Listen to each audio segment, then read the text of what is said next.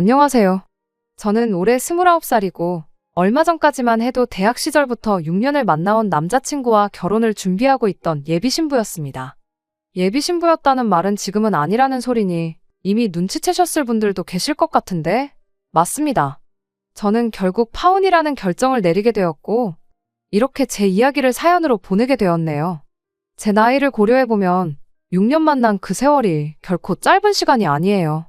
철이 들기 시작할 무렵부터 계산하면 거의 제 삶의 절반을 함께 한 사람이나 마찬가지입니다.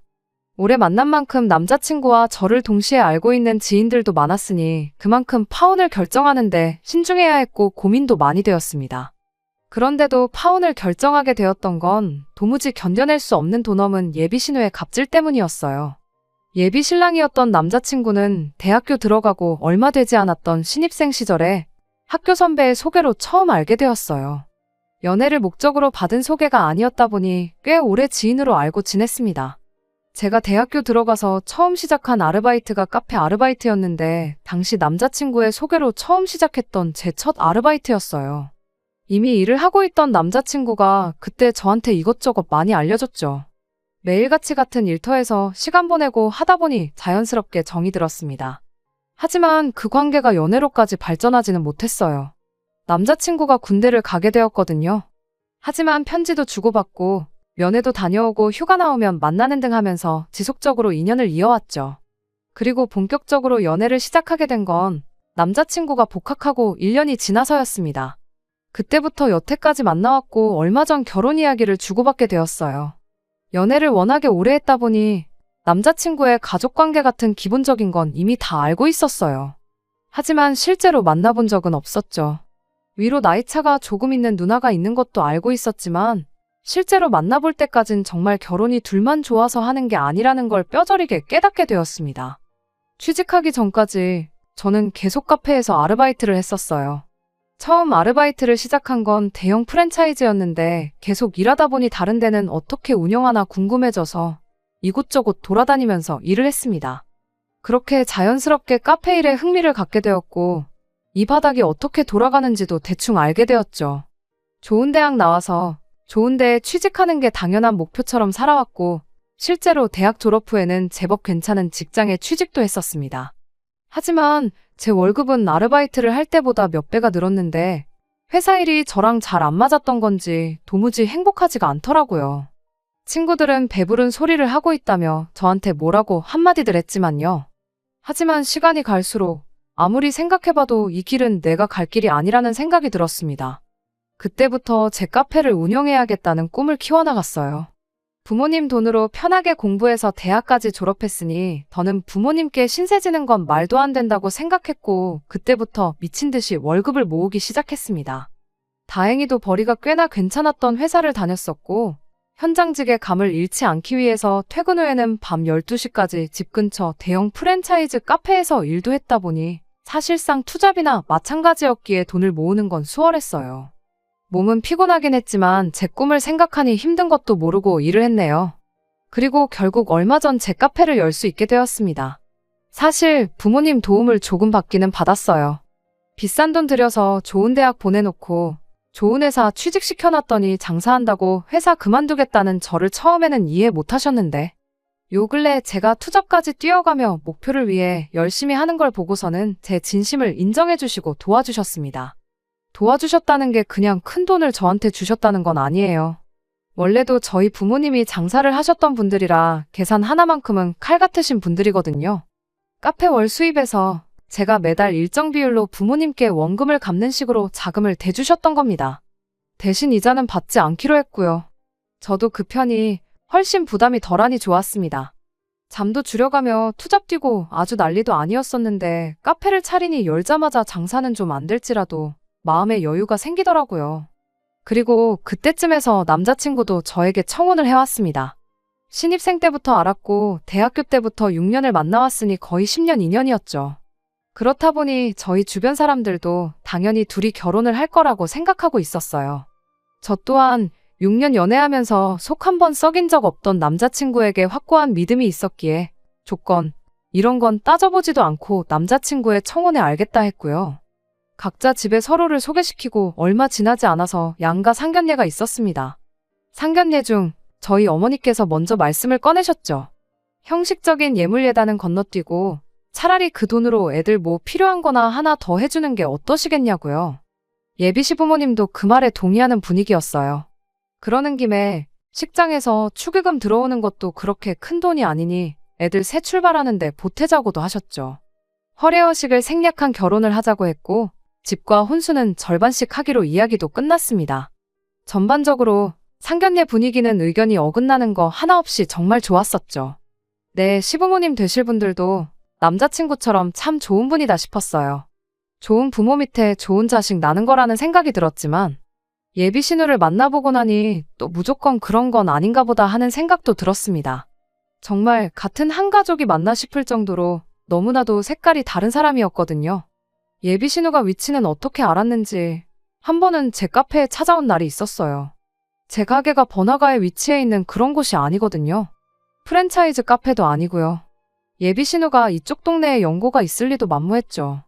커피 한 잔 마시러 온 건 아닐 테고 지나가다 들른 건 더더욱이 아닐 거라 생각했습니다.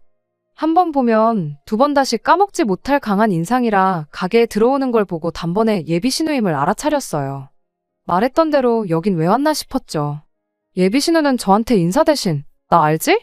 하고 말을 건네고는 커피는 설탕 많이 넣어서 한 잔 맛있게 부탁한다더라고요.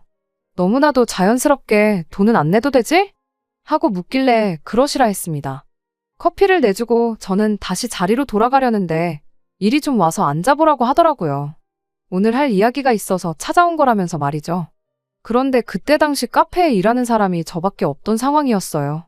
손님은 거의 없었지만 그래도 언제 들어올지 모르는데 자리를 비우고 싶지 않았죠. 하지만 예비 신우는 아랑곳하지 않고 손님 오면 바로 보내줄 테니 와서 앉아보라고 막무가내로 나오더군요. 하는 수 없이 예비 신우한테 붙잡혀서 자리에 앉았습니다. 그래도 시원시원하게 쓸모없는 말 한마디 하지 않고 단도직입적으로 본론부터 이야기를 하더라고요. 상견례 당시에는 저희 부모님도 계셨고 자기 부모님 체면도 챙기고 해야 하니 따로 말을 꺼내지 않고 그냥 옆에서 듣고만 있었답니다. 그런데 아무리 생각해도 이건 짚고 넘어가는 게 맞는 거라는 생각이 들어서 이렇게 제 일터까지 찾아온 거라고요. 결론만 짧게 말하자면 아무리 요즘 반반결혼이 추세라지만 그래도 형편 괜찮은 집에서 좀 더 부담하는 게 이치에 맞는 거라는 소리였어요. 저는 이때까지만 해도 신우가 어떤 사람인지 여긴 왜 왔는지 그 의도를 몰랐기 때문에 솔직하게 부담을 더하는 게 무슨 말인지 잘 이해가 가질 않는다고 대답했습니다. 저랑 남자친구 둘뿐만 아니라 양가 부모님들까지 반반결혼하는데 서로 동의한 상황이지 않냐. 그런데 이제 와서 우리 집이 너네 집보다 더 잘 사니까 반반하지 말고 6대4, 7대3 하자고 말하라는 거냐고요. 예비 신우는 자기가 그런 뜻으로 한 말이 아니라면서 저보고 잘 좀 생각해보랍니다. 설마 양가 부모님이 있는 자리에서 이미 결론 지은 이야기를 어떻게 바꿀 수 있겠냐고 하더라고요. 그때까지도 예비 신우가 도무지 무슨 이야기를 하는지 도저히 이해가 가질 않았죠. 예비 신우는 반반 결혼한다고 해서 세상 누가 10원 단위까지 딱 절반해서 결혼을 하겠냐고 말을 하더군요. 그냥 유도리 좀 부리면 얼마든지 성의 표시를 할 수 있는 거 아니겠냐고 열변을 토하더라고요. 당최 무슨 소리를 하는 건지 도무지 모르겠다 싶었는데 정말 구세주같이 그때쯤부터 손님이 가게로 들어오기 시작했어요. 덕분에 자리에서 일어날 수 있었죠. 피크타임일 때라 손님들이 연속해서 계속 들어오고 있었고 예비 신우도 더는 기다리기 싫었는지 자리에서 그냥 일어나 버렸어요. 손님 주문 받고 있는데 그런 건 아랑곳하지도 않고 새치기를 하더니 카운터 위에 종이를 하나 휙 던져놓고 가더라고요. 깜짝 놀라서 이게 뭐냐는 표정으로 예비 신우를 쳐다봤더니 예단 목록이니까 쭉 훑어보고 참고하라고 하고는 자리를 떠나더군요. 주문하던 손님도 가게를 나가는 예비 신우를 어이없이 쳐다봤어요. 제 앞에 던지듯이 두고 간 예단 목록을 보더니 자기가 좀 봐도 되겠냐고 물어보시더라고요. 그래서 그러시라고 했는데 그 손님분이 종이를 보고 소리내서 웃으시더니 저한테 종이 돌려주면서 원래 내가 오지랖 부리는 성격은 아닌데 생각 잘해보라고 조언 한마디 해주시더라고요. 밀려드는 손님분들 주문이 다 끝나고 겨우 한숨 돌릴 시간이 돼서 예비 신우가 적어준 예단 목록을 봤어요. 그걸 예단 목록이라고 부르긴 조금 그랬어요. 그냥 자기 갖고 싶은 것들만 쭉쭉 적혀 있었거든요. 분수에 맞지도 않는 명품 가방에 지갑이며 옷과 구두까지. 그냥 그 명품 브랜드로 위아래 한 벌 쭉 빼입고 싶은 건가 싶었네요. 형편 나은 집에서 좀 더 해야 한다는 소리가 반반 결혼은 이미 부모님들끼리 그렇게 하기로 정했으니 어쩔 수 없지만 나한테는 사비를 털어서라도 성의 표시를 해라? 뭐 이런 소리였던 거였죠. 거기 적혀있는 명품들의 액수가 얼마이건 간에 금전적인 면에서는 솔직히 내야 하면 못 낼 액수는 아니었지만 말도 없이 찾아온 것 하며 자기 할 말만 하고 종이 한 장 집어던지고 갔던 태도하며 그런 것들이 마음에 안 들더라고요. 이게 말로만 듣던 시짜짓, 신호 갑질인가 싶었어요. 어이가 없어서 그대로 남자친구한테 전화했어요. 오빠네 누나가 내 가게까지 찾아와서 예단 목록이랍시고 자기 갖고 싶은 거 적어서 던져놓고 갔는데 이거 오빠네 집에서도 다 알고 있는 이야기냐고요. 남자친구가 제 말을 듣기가 무섭게 우리 누나가 거길 왔다 갔냐며 미안하다고 하더라고요. 무슨 일이 있었는지 자세한 이야기는 시작도 하지 않았지만 누나가 왔다 갔다는 사실만으로도 바로 미안하다 사과를 하는 거 보니 남자친구도 이미 자기 누나가 어떤 사람인지 대충은 알고 있는 듯 싶었습니다. 일단 자기가 누나랑 말해보겠으니 신경 쓰지 말고 있으라고 하더라고요. 그래서 그런가 보다 하고 알아서 잘 해결하겠거니 싶었습니다. 그런데 새벽 1시에 모르는 번호로 전화가 걸려왔어요. 일부러 안 받고 있으니 누가 이기나 보자는 식으로 계속 전화가 걸려와서 결국 전화를 받았습니다. 전화를 건 주인공은 예비신우였어요. 나중에야 알게 된 건데 저한테 전화하겠다고 동생 잠들 때까지 기다렸다가 몰래 핸드폰 비밀번호 풀어서 제 번호를 알아냈던 거더라고요. 아무튼 전화를 처음 받았을 땐 진짜 장난 전화인가 싶었어요. 제가 잠결이기도 했고 전화 받자마자 다짜고짜야 너 하면서 뭐라 알아듣지 못할 소리를 혼자 짓거리고 있었거든요. 그걸 왜 동생한테 그걸 다 말을 했냐고 내가 직접 찾아가서 좋게 말해주니까 너 내가 아주 만만해 보이냐 어쩌냐 뭐라고 따지는데 그때서야 전화한 사람이 예비신우였다는 걸 알았네요. 남자친구한테 전화했었을 때 이미 남자친구 반응 보고 이 예비신우라는 사람이 제정신은 아니라는 걸 대충 짐작하고 있던 상황이었다 보니 괜히 일 크게 만들기도 싫고 또 한참 자던 중에 깨서 받은 전화라 너무 피곤하기도 해서 더 분위기 험해지기 전에 먼저 져주는 척 나갔습니다. 생각해보니까 상견례 때 저희 집에서 예물 예단하지 말자고 했고 어머님 아버님도 알겠다 하고 축의금도 애들 주자는 식으로 이야기하지 않았었냐고. 그런데 생각도 못한 예단 이야기가 나와서 남자친구한테 확인차 물어본 거라고 대답했어요. 그랬더니 저보고 말 잘했다고 부모님들끼리만 이야기한 것부터가 문제라고 하더라고요. 그러더니 자기 동생이 그러니까 제 남자친구가 자기랑 나이차가 많이 나다 보니 부모님 일터에 나가시면 자기가 깐난쟁이 남자친구를 업어 키웠다는 이야기를 하면서 자기한테도 키워준 공이 있다고 하는 거예요. 남자친구한테 있어선 자기가 두 번째 엄마나 마찬가지니 예단 예물에 관해서는 자기랑도 상의를 했어야 하는 거라고 하는 겁니다. 정말 얼토당토 않은 억지에 저도 웬만하면 좋게 말해 일찍 전화 끊어버리고 푹 쉬려고 했었는데 듣다 보니 도무지 그냥 넘어갈 수가 없겠더라고요. 어떻게 저렇게 아무렇지도 않게 자기 입으로 뻔뻔하게 동생 몇 번 돌봐준 거 가지고 엄마나 마찬가지라느니 그런 말을 떠들 수 있나 싶었죠. 예비신우가 남자친구랑 나이 차이가 많이 나긴 하는데 그래봐야 고작 6살 차이예요. 예비시 부모님이 아무리 일 때문에 바쁘셨어도 그렇지 갓난쟁이 아들을 6살밖에 안 된 딸한테 맡겨놓고 일터에 나가시진 않았을 거 아니에요? 뭐 진실 여부는 사실 궁금하지도 않고 중요한 것도 아니니 그냥 넘어갔어요. 대신 예비신우한테 원하는 대로 해주겠다 했죠. 무슨 말하는지 잘 알겠다고 적어준 예단 리스트에 적힌 대로 해달라는 대로 제가 다 해주겠다고 했어요. 혹시 덜 적은 게 있다면 지금 말해달라고 했죠. 예비신우는 이게 웬 떡이냐 하는 반응이었습니다. 애써 머릿속에 브랜드가 뭔지 제품명이 뭔지도 잘 기억 안 나는 걸 짜내서 말해주더라고요. 마지막에 가서는 이름을 기억해내는 것도 귀찮았는지 현금의 단으로 1,000만 원 정도 준비하면 좋겠다는 말까지 하더라고요. 그럼 이것들 준비하면 되겠냐 했더니 예비신우가 만족스러운 말투로 그렇다고 대답하고는 잘 자라 말하고 전화를 끊으려고 하더라고요. 전화를 끊기는 왜 끊으시냐고 아직 다 안 끝났다고 제가 예비신우를 멈춰 세웠죠. 예비신우가 뭐가 더 남았냐고 묻길래 원하는 대로 예단 준비하기로 했으니 이젠 제가 받고 싶은 거 말할 차례 아니냐고 했어요. 원래 예단이랑 예물 똑같이 주거니 받거니 하는 거 모르시냐고요. 아직 결혼을 안 해봤으니까 모르실 수도 있는데 보통 그렇게들 한다고 예단 제가 준비하는 만큼 저도 언니한테 예물 받아야겠다고 말했죠. 두 번째 엄마나 마찬가지라고 그러니 예단을 받아야 마땅하다고 하지 않으셨냐. 그럼 제가 예물을 요구해도 별 문제될 게 없지 않느냐 하고 되물었더니 지 하고 싶은 말만 쏟아내던 예비 신우가 아무 말도 없더라고요. 한참을 아무 말도 없길래 혹시 밤이 너무 늦어서 잠드신 거냐고 한참 자고 있어야 할 시간에 전화 받은 제 잘못이라며 미안하다 사과하는 척만 하고 예비 신우 대답도 기다리지 않고 그냥 전화 끊어버렸네요. 결혼할 사람의 누나인 걸 떠나서 그렇게 한 방 먹이니까 속이 아주 후련하더라고요. 다음날 남자친구한테 전화가 왔는데 전날 저녁까지 난리법석을 떨던 누나가 벼랑간 오늘 아침에 예단은 안 받는 게 맞는 것 같다고 생각을 바꿨다는 연락을 받았어요. 누나가 한번 저렇게 고집 부리면 피곤해지는데 생각을 빨리 고쳐먹어서 다행이라고 안심을 하더라고요. 아마 무슨 일이 있었는지는 쪽팔려서 동생한테 말을 못했는가 싶었어요.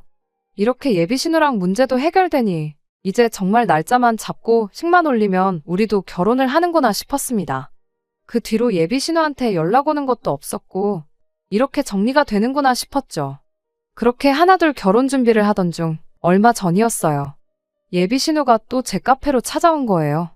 이번엔 제가 카페에 없을 때 찾아왔습니다. 제가 매주 금요일마다 정기적으로 수업을 듣고 있는 게 있었거든요. 그래서 그날만큼은 부득이하게 직원 2명한테 가게를 맡겨놓고 수업을 들으러 갔습니다. 한참 수업을 듣고 있던 중이었는데 직원한테 전화가 온 거예요. 사장님 가족이라는 분이 왔는데 돈을 안 낸다고요. 직원들이 저희 부모님 얼굴은 다 알고 있거든요. 그런데 굳이 확인차 전화까지 하는 걸 보니 뭔가 이상해서 핸드폰으로 감시 카메라 앱을 켜서 누군가 확인해 봤어요. 제 가족 중에 그렇게 염치 없는 사람이 누군가 싶었는데 확인하고 나니 그럴만도 하겠다 싶었네요. 바로 예비 신우였거든요. 심지어 혼자 온 것도 아니었어요. 친구들 데려와서는 제일 넓은 테이블 2개를 붙여가지고 있더군요. 음료수만 먹는다고 하면 어떻게 하겠는데 쟁반해보니 빵이랑 케이크 디저트류도 인당 2-3개씩 담아서 줄도 서 있었어요. 주말이라 넉넉하게 준비해놓아서 문제는 없었는데 다른 손님들 계산도 못하게 카운터 점거해서 가족이니까 공짜로 내놓아라 행패 부리고 있길래 일단 직원한테 말해서 그냥 주라고 했습니다. 직원은 아무 죄도 없잖아요. 끼리끼리 논다더니 친구들도 다 똑같은 한통속처럼 보였는데 직원들한테 진상 중에 진상 5명을 동시에 상대하라고 하는 것도 못할 짓이다 싶었어요. 그리고 수업 끝나자마자 가게로 향했는데 제가 도착했을 때는 신우 일행은 이미 먹고 싶은 거 원 없이 먹고 내빼버린 뒤였습니다.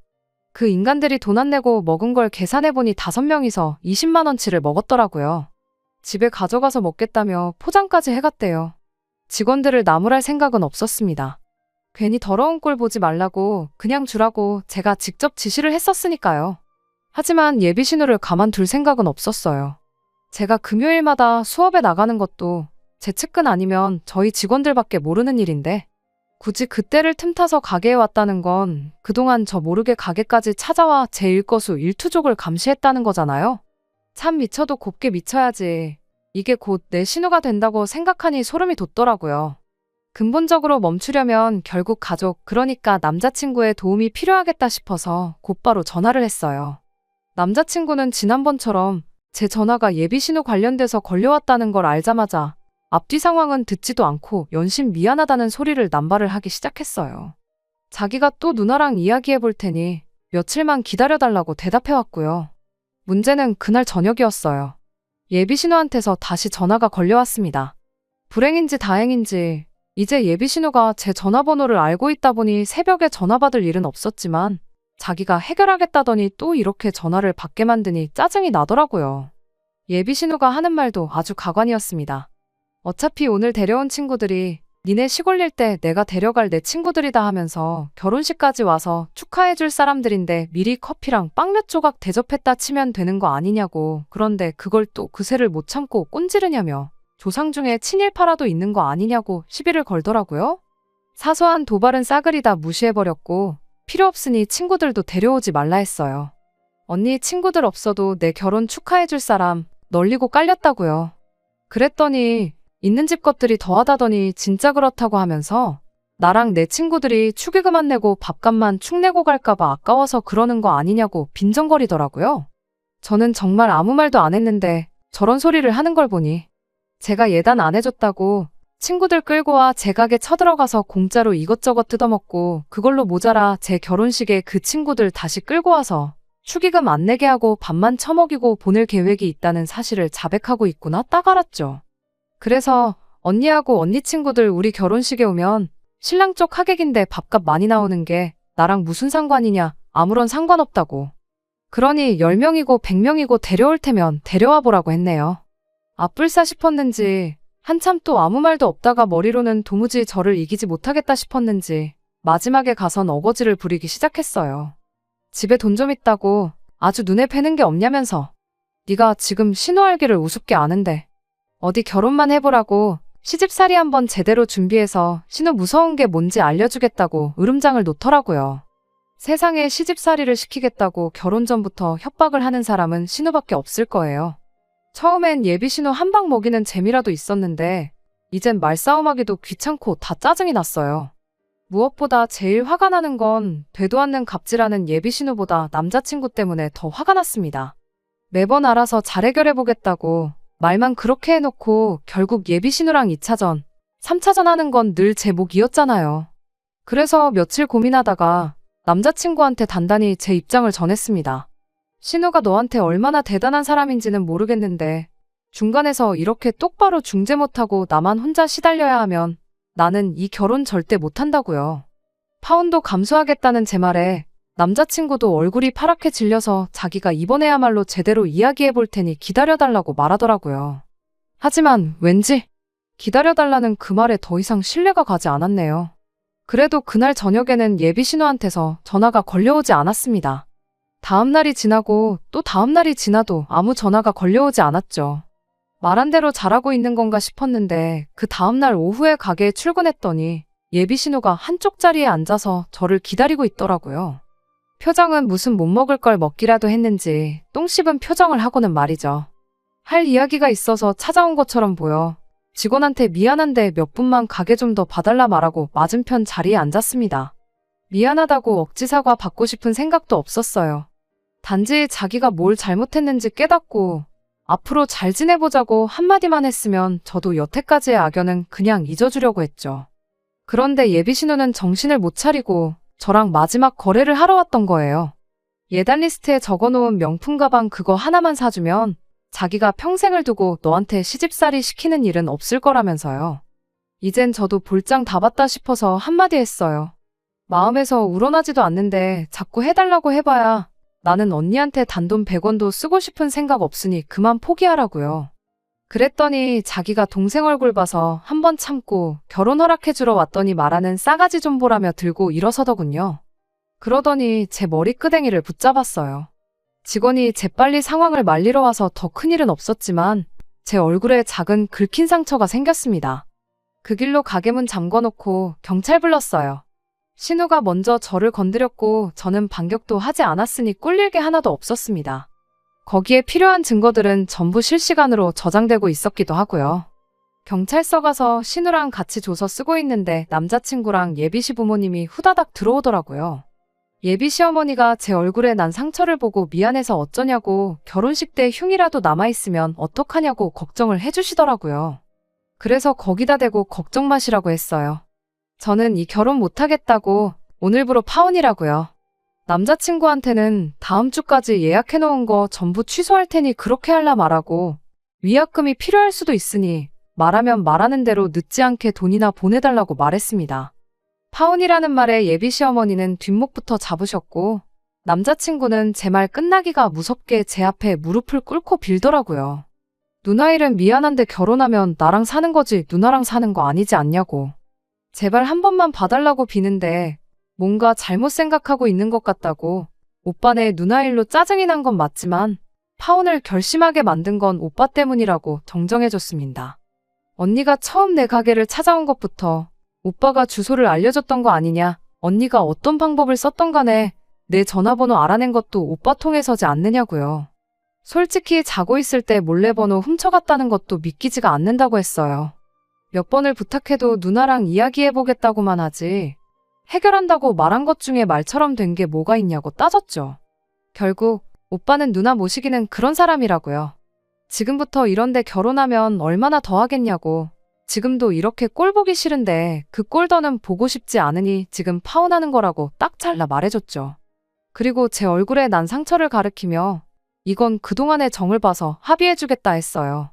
대신 합의금으로 땡땡땡땡 거 명품 가방 하나 사오라고 말했죠. 그거 안 사오면 합의는 없을 테니 신우 이름에 빨간 줄 한번 그어보자고 했네요. 눈치채신 분들도 계실 텐데 제가 합의금 대신 가져오라던 가방은 예비 신우가 예단 목록 첫 줄에 적어놓은 그 가방이었습니다. 어떻게는 내 돈으로 그 명품 가방 받아다가 들고 다니는 게 소원이었나 본데 이젠 자기 돈으로 자기가 갖고 싶어 하던 그 가방을 저한테 사주게 되었으니 얼마나 속이 쓰리겠어요? 예비 신우가 제발 봐달라고 자기가 차라리 반성문을 쓰겠다고 빌었는데 반성문이 뭐 밥 먹여주는 것도 아니고 지어내면 얼마든지 지어낼 수 있는 걸로 내 용서를 받을 생각 말라고 했습니다. 남자친구도 예비시 부모님도 더할 나위 없이 좋은 분들이셨어요. 솔직히 앞으로 제가 누구를 만난들 그 사람들보다 좋은 사람을 만날 수나 있을지 확신도 생기지 않을 만큼 말이죠. 하지만 아무리 생각해도 제 남은 인생에 예비 신우 같은 사람을 가족으로 두고 있을 자신이 없어서 결국에는 파혼을 하게 되었습니다. 세상이 어느 땐데 호칭 앞에 시자 들어간다고 해서 갑질을 해도 된다고 생각하나요? 저 말고도 혹시 아직 결혼을 하지 않으셨거나 결혼을 생각하고 계신 분들이 계시면 갑질하는 시댁을 만나지 않으셨으면 좋겠네요. 혹여나 만나게 되더라도 시자 들어가는 거 벼슬 아니니 겁내지 말고 하고 싶은 말 있으면 다 해버리라고 말씀드리고 싶네요. 끝까지 들어주셔서 감사합니다. 오늘의 사연은 여기까지입니다. 구독과 좋아요, 알람 설정 부탁드리고 더 좋은 사연으로 다시 찾아뵙겠습니다. 감사합니다.